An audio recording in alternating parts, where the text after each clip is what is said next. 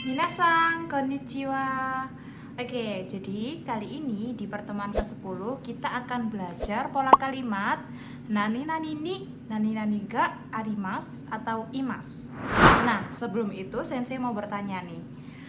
Untuk gambar ini, koko wa hon ga arimasu ka? Silahkan dijawab. Yang bisa angkat tangan. Saya sensei. Koko wa hon ga arimasu. Hai, benar. Koko wa hon ga arimasu. Kenapa menggunakan arimasu? Dikarenakan buku itu adalah kata benda mati. Oke, kemudian untuk gambar yang kedua, koko wa nani ga imasu ka? Koko wa Silakan. neko ga imasu. Hai, koko wa neko ga imasu. Kenapa menggunakan imas? Dikarenakan kucing itu adalah kata benda hidup. Kata benda hidup itu ada dua, yaitu manusia dan juga hewan. Nah, di sini kan Minasang sebelumnya udah pernah nih belajar partikel ni. Fungsi partikel ni yang pertama kita temui di bab 4, yaitu digunakan untuk menyatakan keterangan waktu. Benar, partikel ni bisa digunakan untuk menyatakan keterangan waktu. Kemudian yang kedua, partikel ni itu juga bisa berfungsi sebagai pemberi dan juga penerima yang kita temui di bab 7. Seperti ni agemasu, ni kuremasu, ni moraimasu. Seperti itu. Nah, kali ini di pertemuan ke-10 kita akan mempelajari fungsi lain dari partikel ni, yakni untuk menyatakan keberadaan, yaitu ni arimasu atau ni imasu. Kemudian, untuk pola kalimat yang pertama yaitu nama tempat ditambah dengan partikel ni ditambah dengan nama benda, benda mati, kemudian ditambah dengan ga arimasu. Fungsinya adalah untuk menyatakan keberadaan dari suatu benda, yaitu benda mati.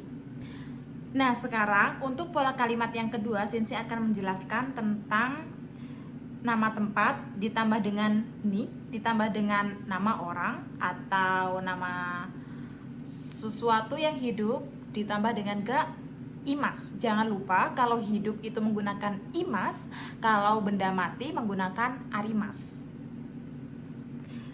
Fungsinya untuk nama tempat ditambah ni, ditambah nama benda ditambah dengan ga imas adalah untuk menyatakan keberadaan dari benda hidup, sesuatu yang hidup, seperti manusia dan juga hewan. Nah, Minasang, seperti yang sudah tadi Sensei bilang, partikel ni itu memiliki beberapa fungsi, yakni di bab 10 itu memiliki fungsi untuk menyatakan keberadaan, entah itu keberadaan benda hidup ataupun benda mati. Nah, di sini kita bisa lihat bahwa di pola kalimat ada nama tempat ditambah ni, ditambah nama benda, ditambah ga, arimas atau imas. Nah, ga-nya di sini adalah sebagai penanda subjek. Siapa yang berada, siapa yang ada, seperti itu. Oke. Di sini Sensei akan menjelaskan beberapa keterangan posisi yang ada dalam bahasa Jepang. Beberapa kosakatanya adalah sebagai berikut. Kita bisa lihat di gambar ini. Kita lihat di situ ada sebuah meja. Di atasnya ada tumpukan buku atau buku ya, kita katakanlah buku saja. Kemudian juga ada keitai atau HP, kita anggap saja itu sumaho. Di bawahnya ada apa ya itu? Itu ada dompet, dan juga di samping dari meja itu ada tas. Apa tas? Bahasa Jepangnya? Kabang, sensei. Oke, kabang. Nah, di depannya tas itu ada, kita sebut saja sebagai bulpen. Apa bahasa Jepangnya bulpen? Bolpen. Bolpen. Oke. Di situ kita bisa lihat. Kita ambil contoh, buku itu posisinya ada di mana, Minasang? Di atas meja.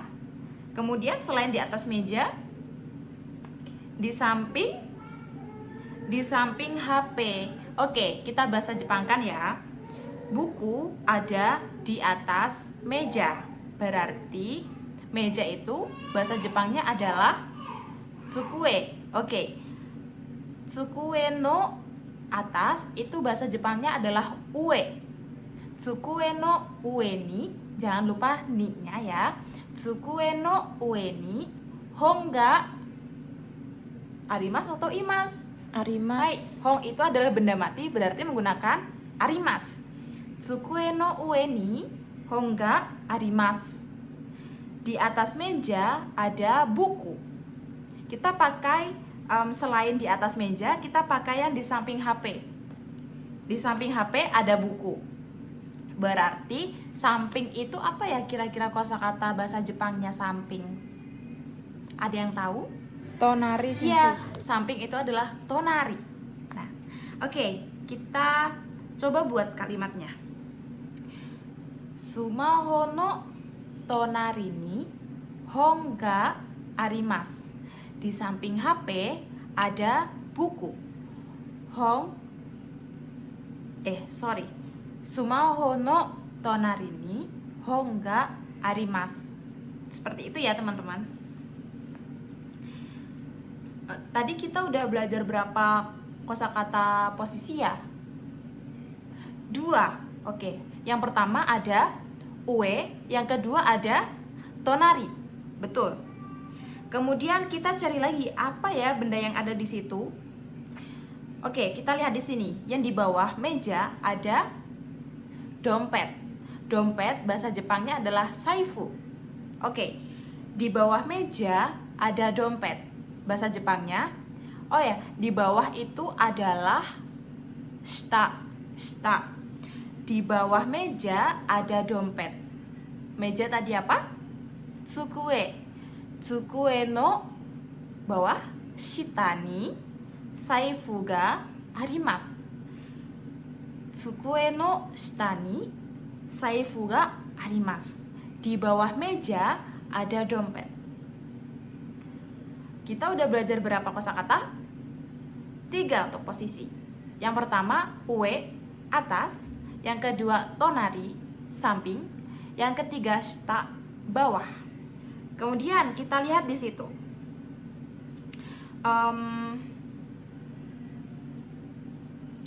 Di situ ada tas. Kita lihat tasnya. Di depan tas itu ada pulpen. Di depan tas ada pulpen. Berarti tas tadi apa? Kabang. Kalau pulpen, bolpen. Oke. Kalau depan, mae. Oke, mae ya. Di depan tas ada pulpen. Tas tadi kabang. Kabang no mae ni bolpen ga arimasu. Kabang no mae ni bolpen ga arimasu. Oke. Kita coba dari sisi pulpen ya. Di belakang pulpen ada tas. Belakang itu adalah ushiro.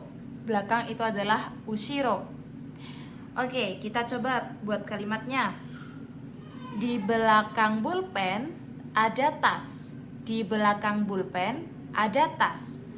Berarti bolpen no ushiro ni kabang ga arimasu. Bolpen no ushiro ni kabang ga arimasu. Seperti itu ya. Kita sudah belajar berapa kosakata posisi, minasang? Berapa ya tadi? 5. Yang pertama, ue, atas. Yang kedua, tonari, samping. Yang ketiga, shita, bawah. Yang keempat, depan, mae. Yang kelima, ushiro, belakang. Nah, sensei mau nanya nih, kalau di dalam apa ya kosakata bahasa Jepangnya? Di dalam tas, di dalam rumah, di dalam kelas, itu di dalamnya menggunakan naka. Kabang no naka ni, ie no naka ni, kurasu no naka ni, menggunakan naka. Oke, kita lanjut ke pertanyaan. Sensei mau tanya, saifu wa Doko ni arimasu ka? Silahkan yang ingin Tsukue no menjawab. shita ni arimasu. Hai. Tsukue no shita ni nani ga arimasu ka? Tsukue no shita ni nani ga arimasu ka? Silahkan yang mau menjawab. Tsukue no shita ni saifu ga arimasu. Oke. Tsukue no shita ni saifu ga arimasu. Benar. Kemudian gambar yang kedua. Di situ yang dilingkari adalah pulpen. Jadi seperti apa? Tunggu sebentar.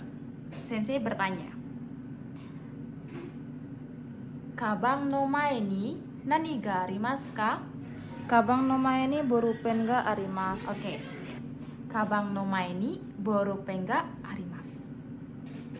Kemudian di situ yang dilingkari ada gambar HP. Berarti kalau sensei mau bertanya seperti ini, Hong no tonari ni nani ga arimasu ka? Jawabannya, Hong no tonari ni sumaho ga arimasu. oke. Hong no tonari ni sumaho ga arimasu.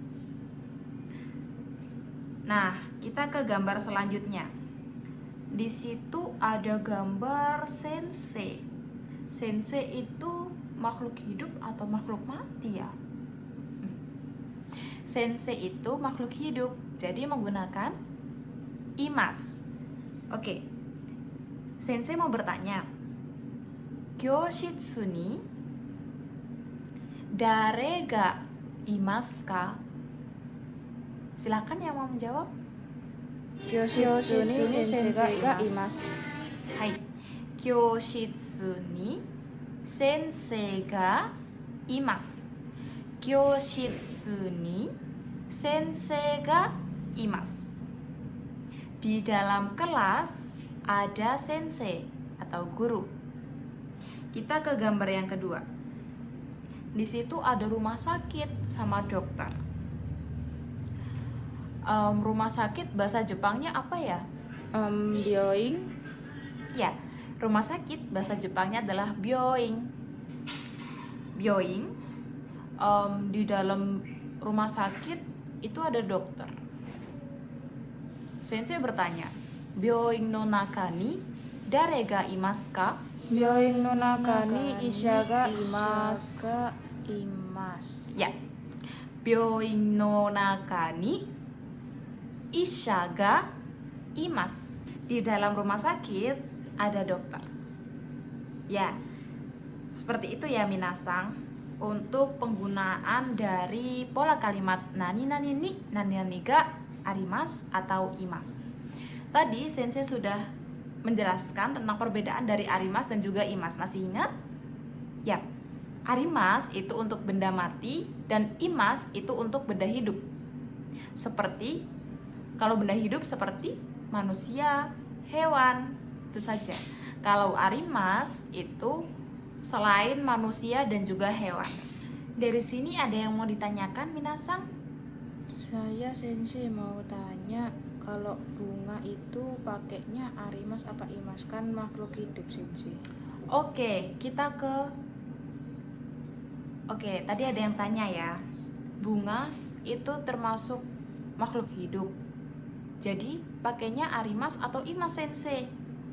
Jadi, yang pakai imas itu hanya ada dua ya minasang, manusia dan juga hewan saja. Kalau bunga itu pakainya arimas. Sensei kan makhluk hidup, kenapa kok pakai arimas? Ya soalnya bunga itu nggak bisa bergerak dengan sendirinya, jadi harus ada yang menggerakkan. Jadi bunga menggunakan arimas. Seperti itu ya minasang. Ada yang mau ditanyakan lagi? Oke, tidak ada. Ja, shitsumon janakattara kokomade jugyo owarimashou. Minasang, arigatou gozaimasu. Otsukare-sama deshita. Arigatou Kita gozaimasu. nanti akan belajar ke bab 11 ya minasang.